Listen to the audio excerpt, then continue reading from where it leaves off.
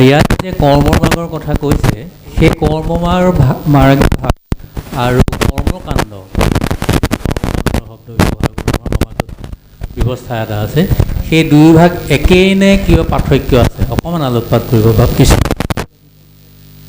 ধৰি লওক হাত দুখনৰ কৰ্ম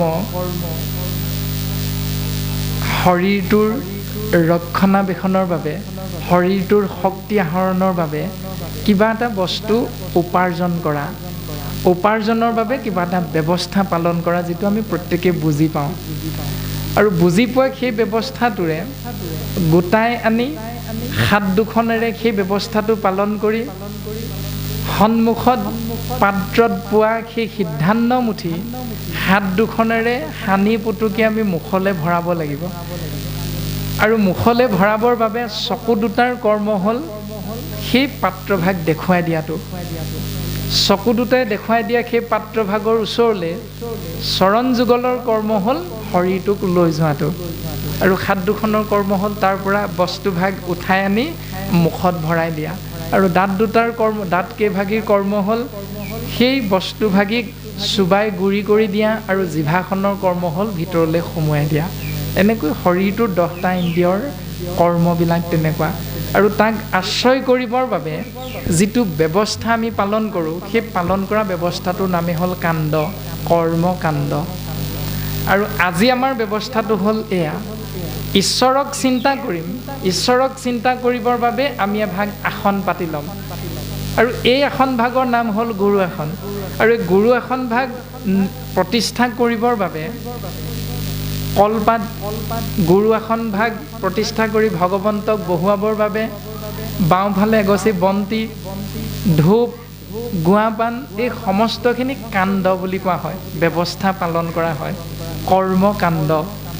কিন্তু ইয়াৰ উত্তম ব্যৱস্থাটো হ'ল এক দেৱ এক সেউ একত বিনে নাই সেউ। এক ঈশ্বৰৰ চৰণ চিন্তাৰ মাজেৰে আগবঢ়া ব্যৱস্থাটো উত্তম ব্যৱস্থা বুলি কোৱা হৈছে, আৰু সেইটো হ'ল ভক্তি মাৰ্গ। সেই ব্যৱস্থাটো হ'ল ভক্তি মাৰ্গ। আৰু ইয়াক আশ্ৰয় কৰিবলৈ আমি প্ৰত্যেকে যিখিনি কৰিম সেইখিনি হ'ল কৰ্মকাণ্ড। কিন্তু অন্য ধৰণে আমি যেতিয়া বুজি পাওঁ যে কৰ্মকাণ্ড বুলি ক'লে আমাৰ স্বাভাৱিক ধাৰণা এটা আহি যায়, অন্য দেৱৰ আগত চাকি বন্তি ধূপ ধূনা ব্যৱস্থা কৰি অন্য দেৱতাক চিন্তা কৰা ব্যৱস্থাটোকে আমি স্বাভাৱিকতে কৰ্মকাণ্ড বুলি আমাৰ ধাৰণাটো হয়। সেইটো আমি একেষাৰে নৎসাত কৰিব নোৱাৰোঁ, নহয় বুলি ক'ব নোৱাৰোঁ।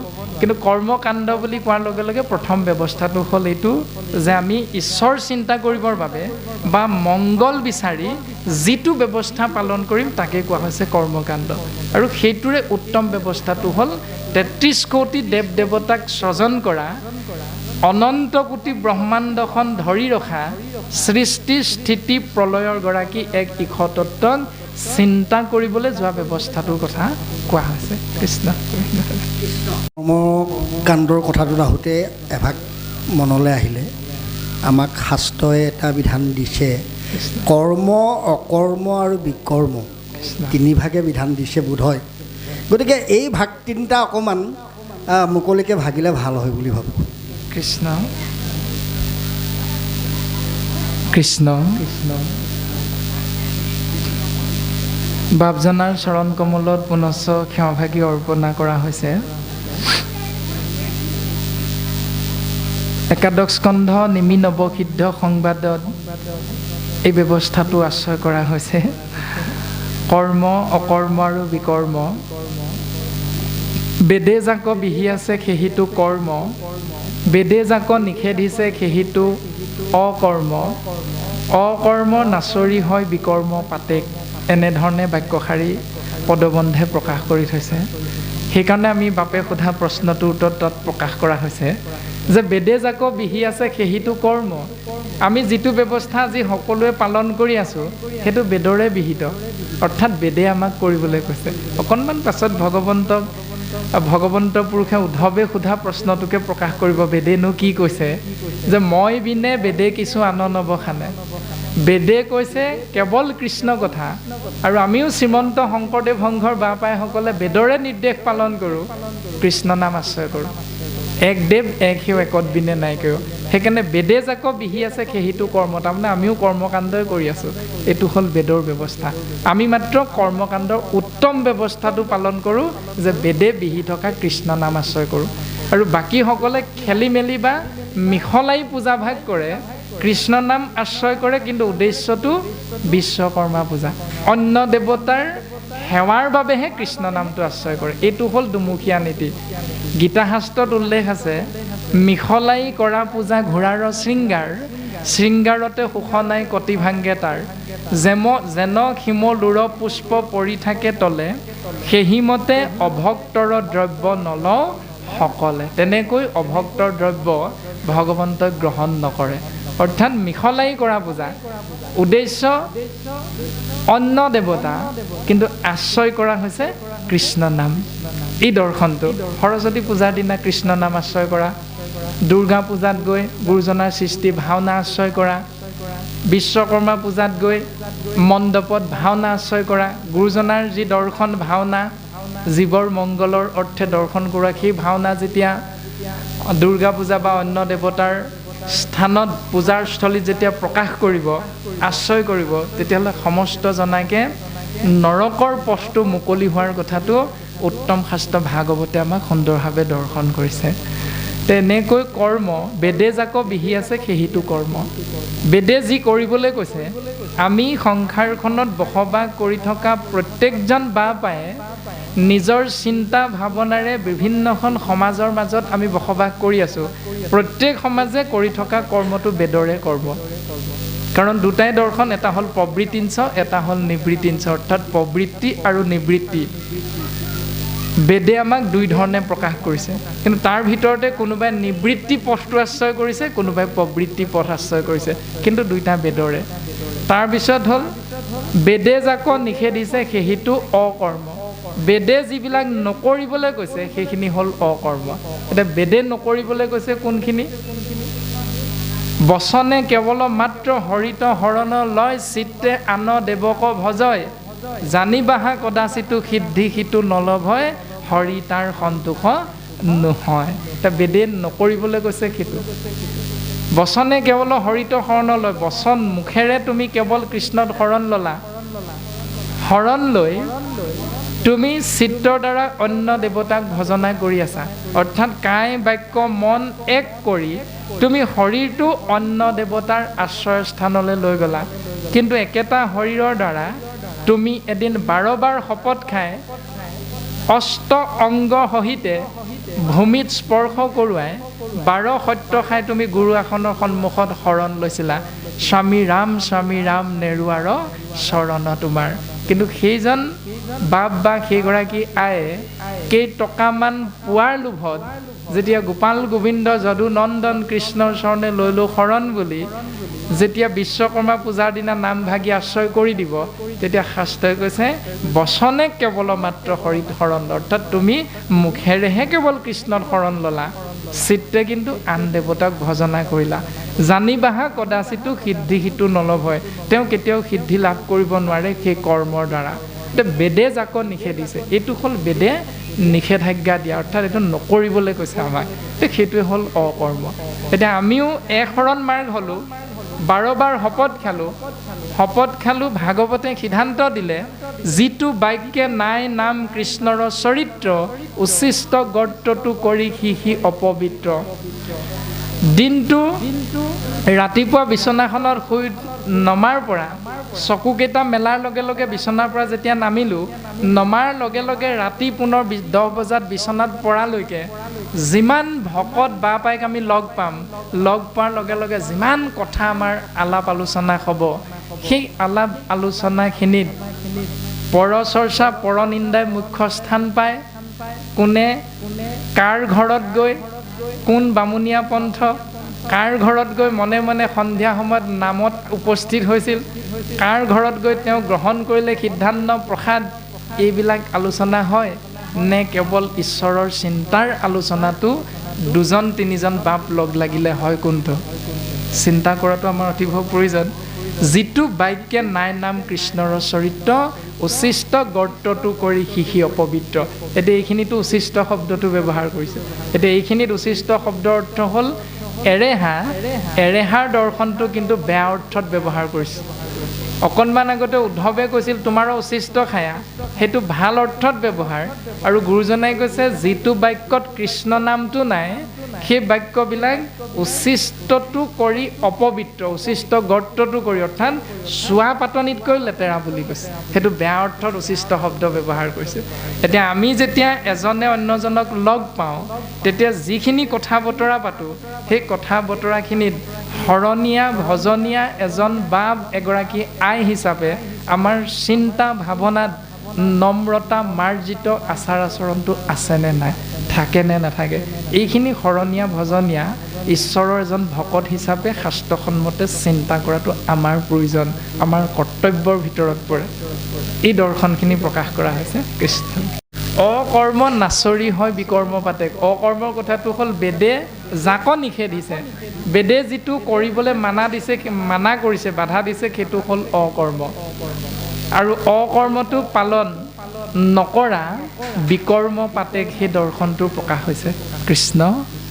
আৰু ঋষিমুনিসকলে কিয় এটা উত্তৰ নিদিলে, শাস্ত্ৰ অধ্যয়ন কৰি জীৱৰ মংগলৰ অৰ্থে কোনোবাই ক'লে কৰ্মমাৰ্গ অৰ্থাৎ 3খন শৰাই সজাবই লাগিব। এখন সজোৱাটো আমাৰ নিয়ম নহয়, আমুকৰহে নিয়ম, গতিকে এইটো কৰিবই লাগিব।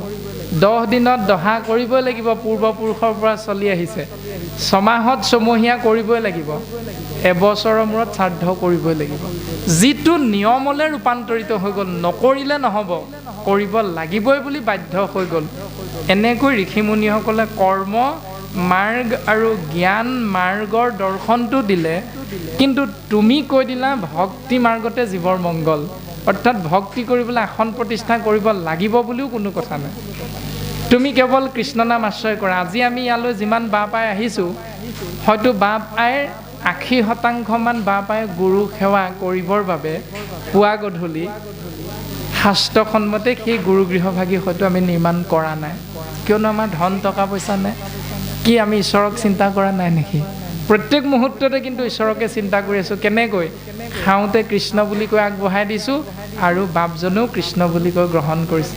হয়, গুৰু সেৱা যেনেধৰণে থাকিব লাগে ব্যৱস্থাটো তেনেধৰণে আমাৰ নাথাকিবও পাৰে, কিন্তু ভাগৱতে উত্তম সিদ্ধান্তটো দিলে, তুমি ভকতৰ সংগলৈ যোৱা, কৃষ্ণ নাম আশ্ৰয় কৰা। কি ঠিক তুমি যি গিলাচ পানী খাইছা, তুমি যি গঢ়া ভাত ভিতৰলৈ নিছা মুখলৈ, সেই ভাত গঢ়া চুবাই ডিঙিটোলৈ লৈ যাওঁতে ডিঙিত ভাত গঢ়া লাগি ধৰি তোমাৰ মৃত্যু হৈ যাব পাৰে। কোনেওতো নাজানো আমি। পানী ঢোক গিলোতে সেই পানী ঢোক ডিঙিত লাগিও তোমাৰ মোৰ এই সংসাৰৰ পৰা ইহলীলা সম্বৰণ হৈ যাব পাৰে। কিন্তু তুমি যে কৃষ্ণ বুলি কৈ পানী গিলাচ খাইছিলা, তুমি যে কৃষ্ণ বুলি ভাৱনাযুক্ত হৈ অন্নমুঠি গ্ৰহণ কৰিছিলা, তুমি যে কৃষ্ণ ভাৱনাৰে অন্নমুঠি আগবঢ়াই দিছিলা, এই শ্ৰৱণ কীৰ্তন মহাভক্তি ঈশ্বৰৰ নিৰ্দেশ উদ্ধৱৰ আগত প্ৰকাশ কৰিছে যে এনেকুৱা নীতি নিয়ম ভাৱনাযুক্ত হৈ তুমি সংসাৰত ঘূৰি ফুৰা, এই ব্যৱস্থাটোৰ দ্বাৰা কিন্তু সেইটো অভ্যাসলৈ পৰিণত হয়। ব্যৱস্থাটো হ'ল এইটো। গুৰুজনাই কৈছে এইটোৰ মাধ্যমেৰে অভ্যাসটো হ'ব। এইটো নকৰিলে তোমাৰ অভ্যাসটো অকণমান কম হয়, কেতিয়াবা কৃষ্ণ বুলি আহিব, কেতিয়াবা নাহিব, এই ব্যৱস্থাটো। কিন্তু ইয়াক যদি এক ধ্যানে পালন কৰি থকা হয়, তেতিয়া প্ৰত্যেক মুহূৰ্ততে তোমাৰ কৃষ্ণ নামটো আহি থাকিব, ভাৱনাটো হৈ থাকিব। গুৰুজনাই এই দৰ্শনটো দিছে। এৰাম একে বেদ বাক্যে কিয় ভৈল মতি ভেদ, কিংকৰৰ কেশৱ সংশয় কৰা ছেদ। একেভাগে বেদ জীৱই আশ্ৰয় কৰোঁতে বিভিন্ন ধৰণে উত্তৰ প্ৰদান কৰিছে মংগল হোৱাকৈ। হে প্ৰভু, আমি তোমাৰ দাসৰো দাস, তুমি আমি দাসক মনৰ সংশয় দূৰ কৰা প্ৰভু। কিয়? অনাদি ঈশ্বৰ তুমি শিৱ সৰ্বজান পৰিছেদ দাতা তুমি বিনে নাহি আন। তুমিয়েই অনাদি, তুমিয়েই ঈশ্বৰ, তুমিয়েই শিৱ, তুমিয়েই সৰ্বজানন্ত, অৰ্থাৎ সকলোবিলাক তুমিয়েই প্ৰভু। সেইকাৰণে তুমি মোক সুন্দৰভাৱে এই সংশয়টো দূৰ কৰাই দিব পাৰিবা, কাৰণ তোমাৰ বাহিৰে মোৰ সহিত প্ৰাণ বন্ধু দ্বিতীয়জন নাই প্ৰভু। আৰু তেতিয়া ভগৱন্ত পুৰুষে উদ্ধৱৰ আগত সিদ্ধান্ত দিবলৈ আগবাঢ়িছে। আৰু সিদ্ধান্ত দিবলৈ আগবাঢ়ি কৃপালু গুৰুজন বস্তুৱে পদবন্ধে আমাক উপদেশ দিছে। মাধৱে বুলন্ত সখী শুনিও সিদ্ধান্ত, তুমি মোৰ মহামিত্ৰ ভকত একান্ত। এইটোৱে হ'ল তত্ত্বটো, একাদশ স্কন্ধৰ মূল তত্ত্বটো এইটোৱে। এই ভাগে হ'ল একাদশ স্কন্ধৰ মূল দৰ্শন, ভাগৱতৰো মূল দৰ্শন। ভগৱন্ত কৃষ্ণ উদ্ধৱক ক'লে, তুমি মোক ঢেৰ প্ৰশ্ন কৰিলা, কিন্তু ঢেৰ প্ৰশ্নবিলাকৰ ভিতৰত তোমাক মই সকলো প্ৰশ্নৰ উত্তৰ কিয় দিবলৈ ওলাইছোঁ তুমি এবাৰ ভাবিছানে? তাৰ উত্তৰটো মই তোমাক কওঁ শুনা উদ্ধৱ। তোমাৰ লগত দুটা বিশেষ তত্ত্ব আছে। সেই তত্ত্ব দুটা হ'ল, তুমি মোৰ দ্বাৰা সৃষ্টি ৩৩ কোটি দেৱ দেৱতাৰ লগত বন্ধুত্ব স্থাপন নাই কৰা, তুমি কেৱল মোৰ বন্ধু হ'লা। ১ নম্বৰ তত্ত্ব। ২ নম্বৰ তত্ত্বটো কৈছে, তুমি ৩৩ কোটি দেৱ দেৱতাৰ ভকত নহ'লা, তুমি কেৱল মোৰ ভকত হ'লা। এতিয়া এই দুটা তত্ত্ব আমাৰ লগত যদি আছে, তেতিয়াহ'লে আমি কাকো প্ৰশ্ন নকৰাকৈ ভাগৱতৰ উত্তৰ পাই যাম। যদি আমাৰ লগত একান্ত ভকত হ'ব পৰা দৰ্শনটো আজিলৈকে হোৱা নাই, ভগৱন্তৰ লগত মিত্ৰতা স্থাপনটো কৰাৰ পৰা ক'ৰবাত নহয় ক'ৰবাত আমি খেলি মেলি হৈ আছে, তেতিয়াহ'লে ভাগৱতৰ পদে কোৱা এটা প্ৰশ্নৰো এলাইন, মানে এটা শাৰীৰো উত্তৰ আমি ভালকৈ লাভ কৰিব নোৱাৰিম। যদি একান্ত ভকত হ'ব পাৰিছোঁ, তেতিয়াহ'লে সৰ্বত্ৰতে কৃষ্ণময় দৰ্শনটো হৈ যাব। আৰু যদি পৰম মিত্ৰ হ'ব পাৰিছোঁ, তেতিয়াহ'লে সৰ্বত্ৰৰ লগত আমাৰ বন্ধুত্ব সুলভ আচৰণ হৈ যাব। কাৰো লগত বেয়া পোৱা পুই নহয়, কোনোদিন কাকো আমি গালি সপনি নাপাৰোঁ। সেইটো দৰ্শনেই ভাগৱতে আমাক সিদ্ধান্ত দিছে। যুধিষ্ঠিৰ আৰু দুৰ্যোধনৰ এটা দৰ্শন দিছে। ভগৱন্ত কৃষ্ণ তত্ত্বই যুধিষ্ঠিৰ আৰু দুৰ্যোধনক ক'লে, দুৰ্যোধন তুমি যোৱা পৃথিৱী পৰ্যটন কৰা, তুমি এজন ভাল মানুহ লগত লৈ উভতি আহিবা। দুৰ্যোধনক ক'লে সেই বুলি। আৰু যুধিষ্ঠিৰক ক'লে, তুমিও পৃথিৱী পৰিভ্ৰমণ কৰা, এজন বেয়া মানুহ লগত লৈ উভতি আহিবা। আৰু দুৰ্যোধন যুধিষ্ঠিৰ দুয়োজনে আহি কৃষ্ণৰ চৰণত সেৱা নিবেদন কৰি ক'লে, দুৰ্যোধনে ক'লে বোলে, কৃষ্ণ তুমি যে কৈছিলা ভাল মানুহ এজন আনিবলৈ, মই পৃথিৱী পৰিভ্ৰমণ কৰিলোঁ, ভাল মানুহ এজন বিচাৰি নাপালোঁ। কিয়? কাৰণ দুৰ্যোধন নিজে বেয়া, সেইকাৰণে তেওঁ ভাল মানুহ এজন বিচাৰি নাপালে। যুধিষ্ঠিৰক ক'লে তুমি বেয়া মানুহ এজন আনি দিয়া, যুধিষ্ঠিৰে আহি ক'লে বোলে মই বেয়া মানুহ এজনো বিচাৰি নাপালোঁ। বোলে কিয়? কাৰণ যুধিষ্ঠিৰৰ চিন্তা ভাৱনা সৎ মহৎ, সেইকাৰণে যুধিষ্ঠিৰে এজনো বেয়া মানুহ দেখা নাপালে। যিটো জ্ঞান বিদ্যালয়ৰ ৩য় ৪ৰ্থ শ্ৰেণী মানতে আমাক জ্ঞান দিছিল, নিজ ভালেই জগত ভাল, আপোন ভালেই জগত ভাল। তোমাৰ যদি স্বভাৱ ভাল, তোমাৰ যদি চৰিত্ৰ ভাল, তোমাৰ যদি বাক্যত মধুৰতা থাকে, তোমাৰ যদি আচাৰ আচৰণখিনি ভাল হয়, তেতিয়াহ'লে তুমি যি সমাজতে নোযোৱা, যলৈকে নোযোৱা, যি স্থানলৈকে নোযোৱা, প্ৰত্যেক স্থানতে তুমি বিচৰাখিনিতো পাবাই, নিবিচৰাখিনিও তুমি অনায়াসে লাভ কৰিব পাৰিবা। এইটো পাঠ্যপুথিয়ে আমাক জ্ঞান দিছে, আপোন ভালে জগত ভাল। যদি নিজৰ স্বভাৱটো বেয়া, তুমি যলৈ নোযোৱা তাতেই তুমি ককৰ্থনা পাবা। ভাগৱতেই দৰ্শনটো দিছে উদ্ধৱৰ আগত। ভগৱন্ত পুৰুষে কৈছে, তুমি সুধিছা কাৰণে মই তোমাক নকওঁ প্ৰশ্নৰ উত্তৰ, তোমাক মই এই কাৰণে ক'ম, কাৰণ তোমাৰ লগত দুটা বিশেষ তত্ত্ব আছে। তত্ত্ব দুটা হ'ল, তুমি মোৰ ভকত, তুমি মোৰ একান্ত বান্ধৱ। এই দুটা দৰ্শন। আৰু ভগৱন্ত পুৰুষে উত্তৰ দিছে, এ ৰাম বেদে যেন কবই তাক শুনা প্ৰাণ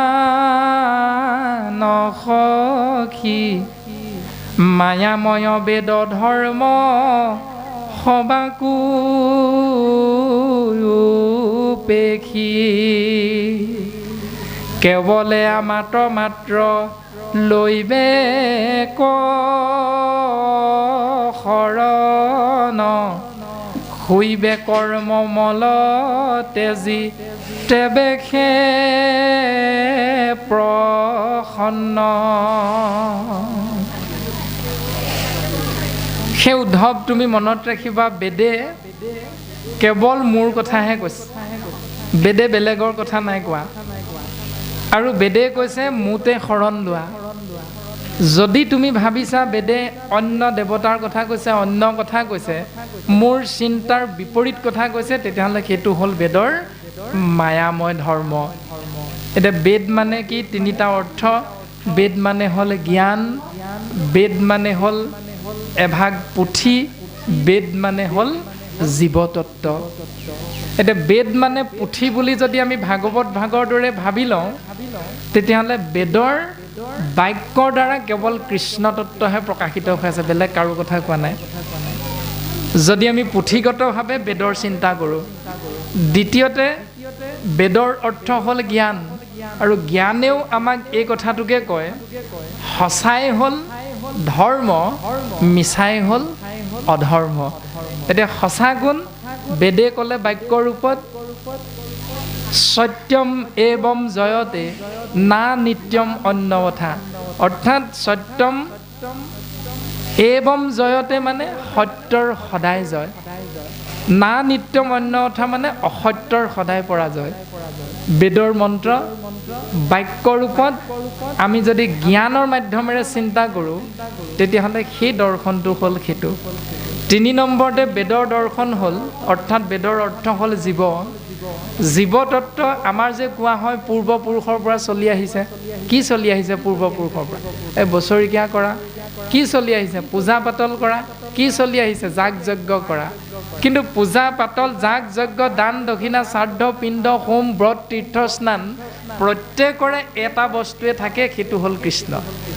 কৃষ্ণ বুলি নোকোৱাকৈ কোনো যজ্ঞ নকৰে, কৃষ্ণ বুলি নোকোৱাকৈ কোনো দক্ষিণা নিদিয়ে, কৃষ্ণ বুলি আশ্ৰয় নকৰাকৈ কোনো ব্ৰত পালন নকৰে। কেৱল কৃষ্ণ নামটো আশ্ৰয় কৰিহে যাগ যজ্ঞ, পূজা পাতল, দান দক্ষিণা সকলো হয়। তাৰমানে বেদ যদি জীৱ মানে পূৰ্বপুৰুষৰ পৰা ছেদজ, অণ্ডজ, উদ্ভিদজ আৰু জৰায়ুজৰূপী 4 মুঠি জীৱ তত্ত্বস্বৰূপ বেদেও আমাক এই কথাটোৱে কৈ আছে যে সত্যই সদায় জয়। এই তত্ত্বটোৱে প্ৰকাশ কৰিছে, আৰু সত্যই হ'ল কৃষ্ণ। এই দৰ্শনটো তাৰ পাছত কৃষ্ণ ক'লে অলপ আগত পদত কৈছিলে শিৱ এই সত্যৰ কথাই কৈছে নেকি চাগে? নিশ্চয় কৃষ্ণ। শিৱ শব্দৰ অৰ্থ হ'ল মংগল, আৰু যিজনৰ লগত আমি যোগ কৰিম তেতিয়া তাৰ অৰ্থটো হ'ব মংগলময়। উদ্ধৱে কৈছে, যিহেতু অশ্বত্থ বৃক্ষৰ তলত 2জনে আছে, জীৱাত্মা পৰমাত্মা, উদ্ধৱ আৰু কৃষ্ণ, বেলেগ অন্য এজন নাই। আৰু উদ্ধৱে কৃষ্ণ তত্ত্বৰ আগত প্ৰকাশ কৰিছে, তুমিয়ে অনাদি, যাৰ আদি নাই অন্ত নাই, তুমিয়ে ঈশ্বৰ, তুমিয়ে শিৱ, তুমিয়ে সৰ্বজানন্তা। এই দৰ্শনটো উদ্ধৱে কৃষ্ণৰ তত্ত্বৰ ফালে আঙুলিয়াই দিছে। গুৰুজনাই আমাক দৰ্শন কৰাইছে যে তুমি যিজনক কৃষ্ণ বুলি ভাবিছা, তেওঁৱে অনাদি, তেওঁৱে ঈশ্বৰ, তেওঁৱে সকলো জানন্তা, আৰু তেওঁৱে হ'ল সমস্তৰে মংগলকৰ্তা। এই দৰ্শন মতে তুমিয়ে অনাদি, তুমিয়ে ঈশ্বৰ, তুমিয়ে শিৱ, তুমিয়ে সৰ্বজানন্তা। এই দৰ্শন কৃষ্ণ।